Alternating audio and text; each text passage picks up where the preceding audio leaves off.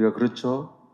남의 집에 초대를 받았을 때도 빈손으로 가는 것보다는 내 형편에 맞게 그래도 작은 선물이다 하나 가지고 찾아갔을 때와 그냥 갔을 때에는 그 초대한 주인도 금방 그 사람을 보면 알죠. 어떤 마음으로 나한테 찾아왔었는가 이런 걸 느끼게 되잖아요.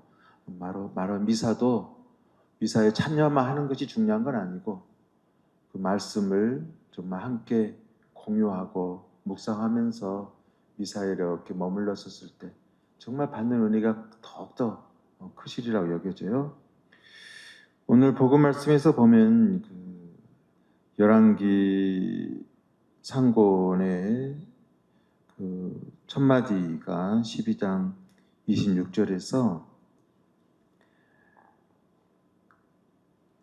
그 무렵 예로보암은 마음속으로 이런 생각을 하였다 이렇게 나와요. 예로보암 마음속으로 이런 생각을 하였다. 그러면서 그 다음 말씀이 어쩌면 나라가 다윗 집안으로 돌아갈지도 모른다. 이 백성이 예루살렘에 있는 주님의 집에 희생 제물을 바치러 올라갔다가 자기들의 주군인 유다 임금 르호보암에게 마음이 돌아가면 나를 죽이고 유다 임금 르호보암에게 돌아갈 것이다. 물론 여기서 이제 우리 구약의 전체적인 그 예로보암에 대한 사건의 이야기를 머릿속에 정리가 안 되어지면 이 단락만 보고서는 무슨 말인지 잘 모르시겠죠. 근데 여기서 그래서 첫 마디 26절에 예로보암은 마음속으로 이런 생각을 하였다라는 것이죠. 그러면서 이제 이 임금은 국리 끝에 어떻게 하면 예루살렘으로 올라가는 자기 백성들을 자기에게로 좀 되돌릴 것이냐라는 것을 궁리하다가 이제 금송아지 둘을 만드는 거예요. 금송아지 둘을 만들죠. 그러면서 참 그 이 예로보암도 아주 요즘으로 말하면 정치적 책략이랄까 이런 게 아주 뛰어난 인물인 것 같아요.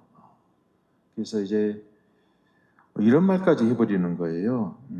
금송아지 두 개를 만들어 가지고 이스라엘인들이여 여러분을 이집트 땅에서 데리고 올라오신 여러분의 하느님께서 여기에 계십니다. 이렇게 표현해요.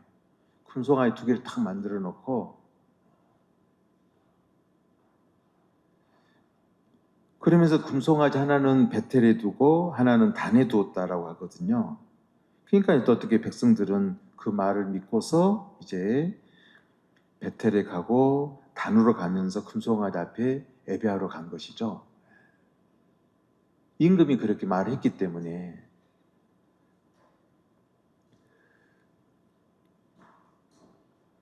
그러면서 이제 그는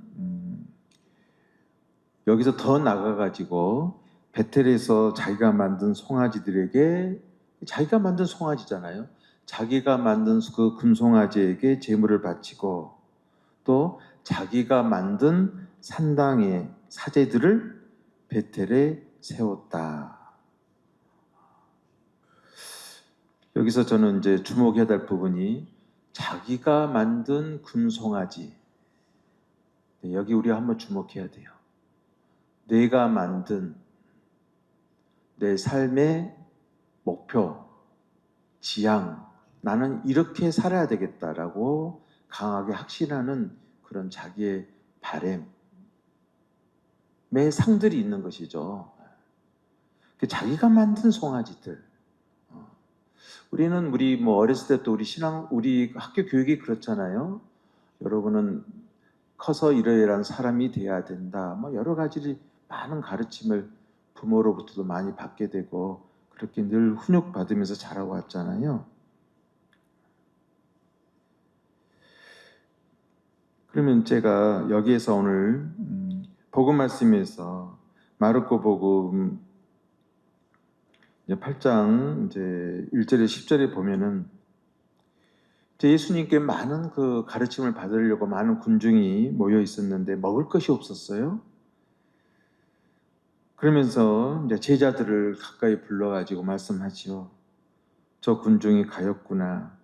벌써 사흘 동안이나 내 곁에 머물렀는데 먹을 것이 없으니 말이다.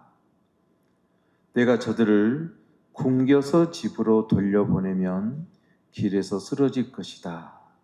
더구나 저들 가운데에는 먼 데서 온 사람들도 있다.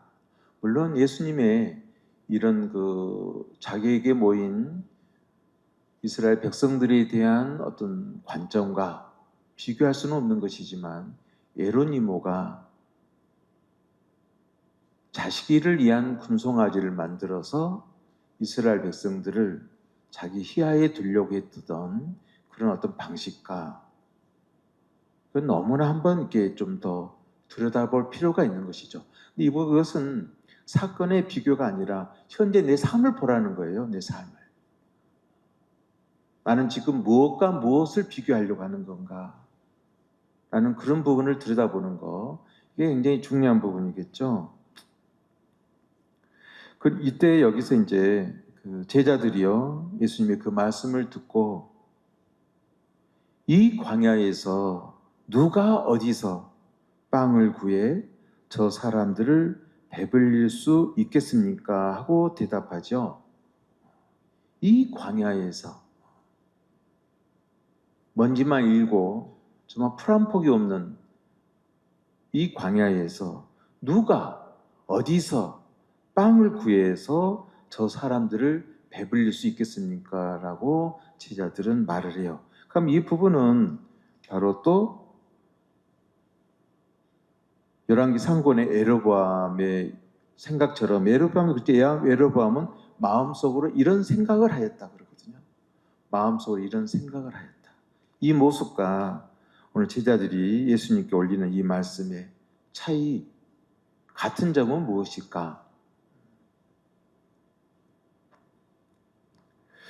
근데 이런 말씀을 들었을 때 예수님은 제자들의 이런 이야기들에 대해서 막 받아치질 않아요. 같이 고민을 하지 않아요. 아, 그러겠다. 이 광야에서 참 어떻게 빵을 구할 수 있겠니? 이렇게 얘기를 하지 않고 예수님은 곧바로 말을 던지죠. 너희에게 빵이 몇 개나 있느냐? 저는 이 말씀이 굉장히 어제는 묵상하면서 굉장히 내 마음속에 어떤 화두로 왔어요.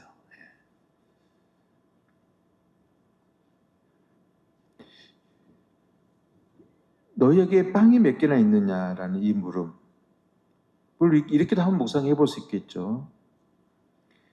진정 너희가 하느님께 드릴 수 있는 것이 정말 하나도 없다고 여기느냐? 저는 이렇게 크게 묵상이 되어졌어요.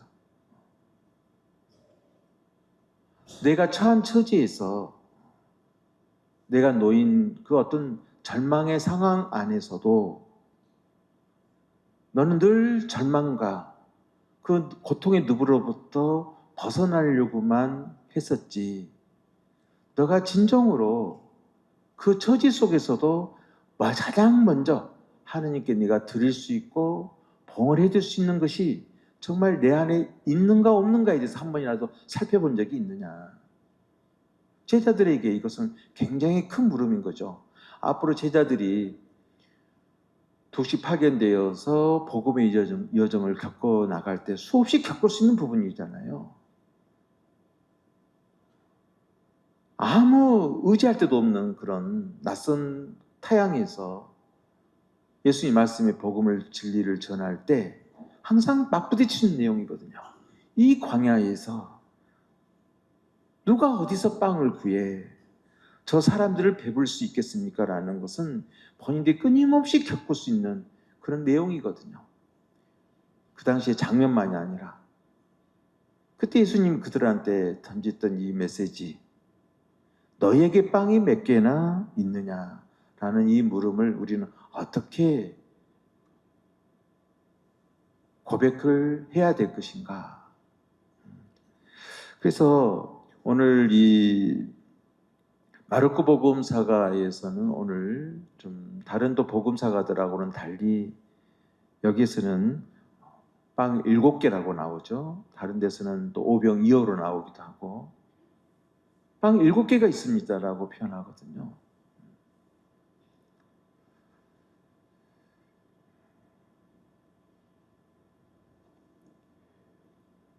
우리도 인생을 살아가면서 이렇게 놓여질 수 있거든요. 잠깐 언급했듯이 정말 막막한 처지에 내가 놓여질 수 있잖아요. 인간적인 머리로서는 정말 한 치 앞도 내다볼 수 없을 만큼의 그런 막막한 어둠 속에 내가 놓여질 수 있잖아요. 내가 이런 절망적 상황에서 무슨 힘으로 내 가정을 다시 일으킬 수 있을까? 아무 의지할 데도 없고 붙잡을 데 하나도 없는 이 절망한 상황에서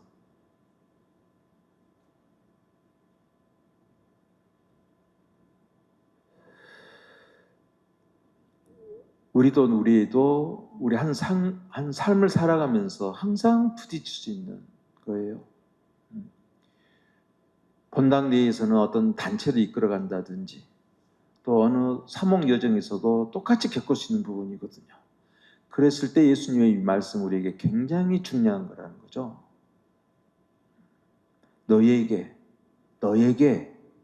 하느님께 내놓을 수 있는, 하느님께 온 믿음으로 드릴 수 있는 그것 깨닫고 있느냐. 그러니까 오늘 이 빵의 이 기적을 통해서 우리가 묵상할 수 있는 것은 바로 그런 부분이에요. 예수님께서는 무엇을 우리에게 던져주고 있는 것인가? 나 자신의 진정한 참 정체성, 결국은 나는 누구이며 나는 무엇이고 나 존재함이라는 그 근본에 올리는 어디에 토대를 두고 있는 것인 건가? 나를 만드신 하느님 아버지 자비에 그 크신 사랑에 그 올리는 매 순간순간 나에게 어떻게 나를 움직이고 있고 늘 함께하고 계시는 것인가에 대한 근본에 대한 물음을 던져주고 있는 것이 바로 이 빵의 기적이에요. 그래서 4,000명을 먹이셨다라는 그런 내용이 중요한 것이 아니고 어떻게 배고픈 군중을 바라봐야 될 것이며 어떻게 그 절박한 상황에서 내가 무엇으로 새롭게 참 진리의 생명을 움터내야 될 것이냐 라는 대한 근본의 물음이 이 빵에 오늘 이 기적을 통한 이 말씀 속에 다 담겨져 있는 거예요. 그래서 폭넓고 폭넓게 우리는 이 말씀을 항상 묵상할 수 있다.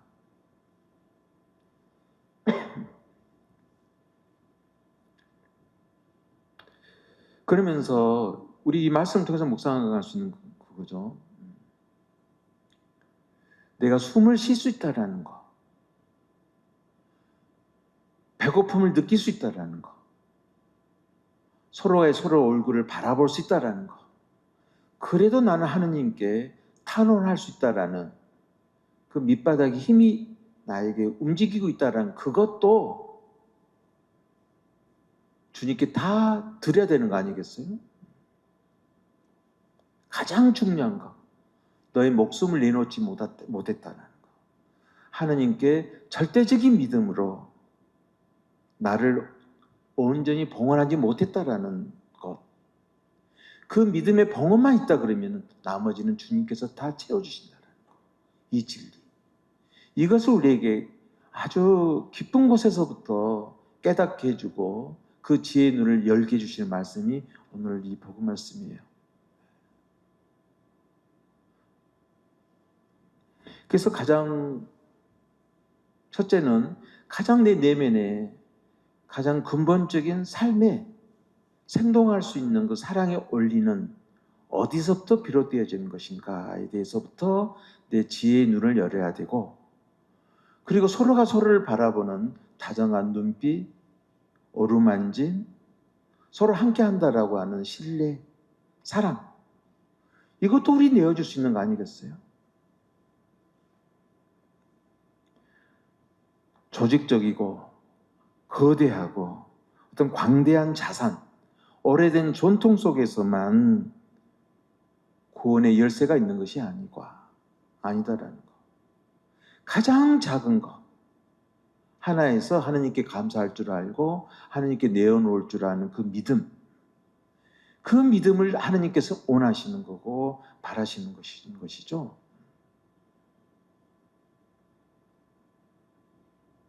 그 믿음만 있다 그러면은 4,000명을 배불리 먹으신 것처럼 내 존재도 그분의 영원한 자비, 지혜 빛 안에 새롭게 움턴할 수 있는 생명의 빛을 스스로 찾아갈 수 있는 그 길을 열어주신다. 그래서 항상 예수님께서 살아가시면서 우리에게 늘 고백했던 거, 길이 무엇이고 진리가 무엇이고 참된 생명은 어디서부터 움터오는 것인가 라는 이 진리를 몸소 우리에게 보여주신 것이잖아요. 예수 그리스도께서는 거대한 것을 내어놓지 않으셨잖아요. 당신의 존재 그 하나까지도 다 내어놓으셨잖아요. 이 진리를 우리에게 일깨워주신 것이 바로 이 빵의 기적. 저 기적이라는 말은 별로 그렇게 글쎄요, 어느 맥락에 따라서는 적합할 수 있는 용어지만은 놀라운 어떤 믿음의 정말 지혜를 열어 보여주신 것이죠. 그런 부분으로 우리 4,000명을 먹이신 그 부분들 성찰을 해볼 수 있겠죠. 그래서 사람이 만든 금송아지에 절을 하는 것. 근데 저를 이제 들여다보면서 저는 어디에 늘 절을 하면서 살았는가를 봤었을 때 나 또한 내가 만든 개념적 금송아지에 푹 빠져서 살고 있고 그 관념적 그 금송아지에 절을 하고 있는 제 모습을 적나라하게 보게 된 거죠.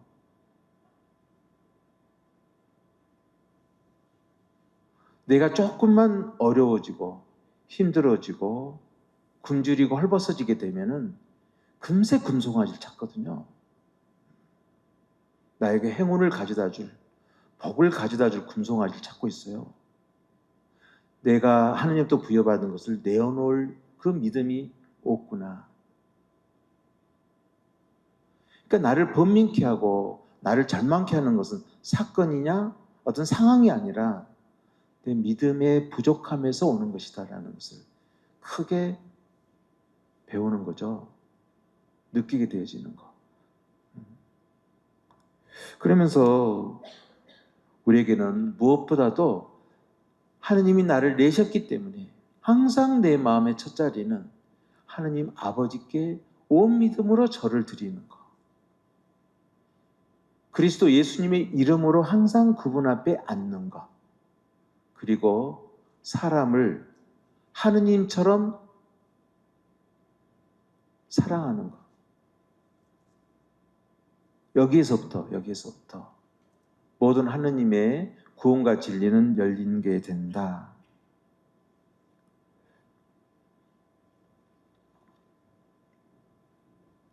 그러면서 예수님께서는 그 군중에게 땅에 앉으라고 분부하시잖아요. 물론 서서 기도할 수도 있고 걸으면서 기도할 수도 있지만 앉는다라는 거. 앉는다라는 이 행위 자체는 모든 것을 내려놓는다는 것이잖아요. 모든 움직임과 행위를 일단 멈추는 것이잖아요. 앉는다라는 거. 자기 마음의 어떤 복잡한 이끌림에 대해서 잠시 멈춰 서는 것이잖아요. 가장 먼저 그래서 그 빵 7개를 가지고 하느님께서는 감사의 기도를 올리는 것이죠. 이거죠, 이거. 내가 지닌 것을 가장 먼저 하느님께 들어올려 봉헌을 드리는 것. 이 이치, 이 진리를 우리에게 깨우쳐 주시고자 많은 군중이 배불리 먹을 수밖에 없게 된 근본의 그 원리와 이치는 어디에 자리 잡고 있는 것이냐. 그 진리를 우리에게 깊이 깨우쳐 주고 계시는 말씀이다. 이런 나눔 함께하고 싶습니다. 여러 가지 부분들도 정말 많이 내재되어 있어요. 그래서 교우님들께서도 오늘의 말씀을 한번 깊이 가슴에 담고 저는 묵상하시길 바랄게요. 잠시 묵상합시다.